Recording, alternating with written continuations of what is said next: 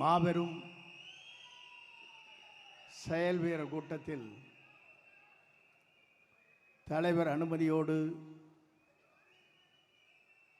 இந்த நல்ல நிகழ்ச்சியை துவங்கி வைக்கிற நல்ல வாய்ப்பை தந்தமைக்கு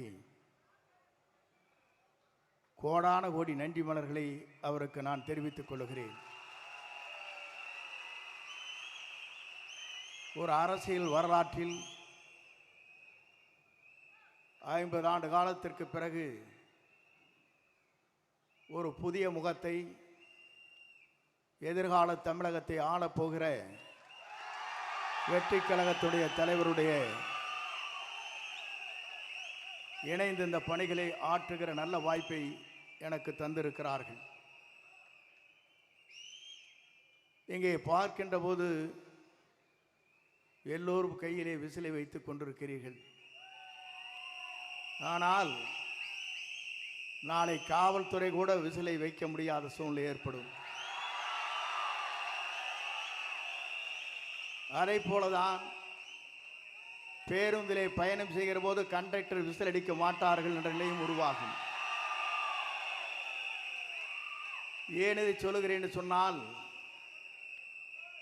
தலைவர் எல்லோரும் நினைத்தார்கள், எல்லோரும் எண்ணினார்கள். அவரை பொறுத்தவரையிலும்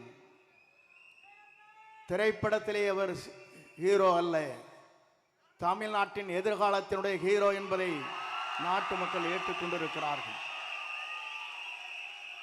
இங்கே கரையொலியை பார்க்கிறேன்.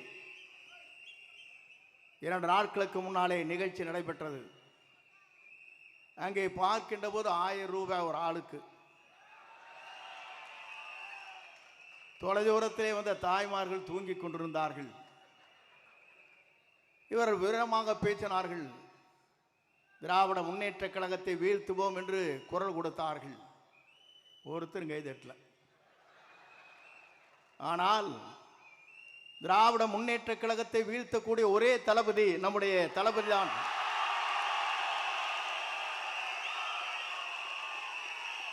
ஏன் இதை சொல்லுகிறேன் என்று சொன்னால், 10 கூட்டணி 8 கூட்டணி இதையெல்லாம் தூள் தூளாக்குற சக்தி யாரிடத்திலே இருக்கிறது என்று சொன்னால்,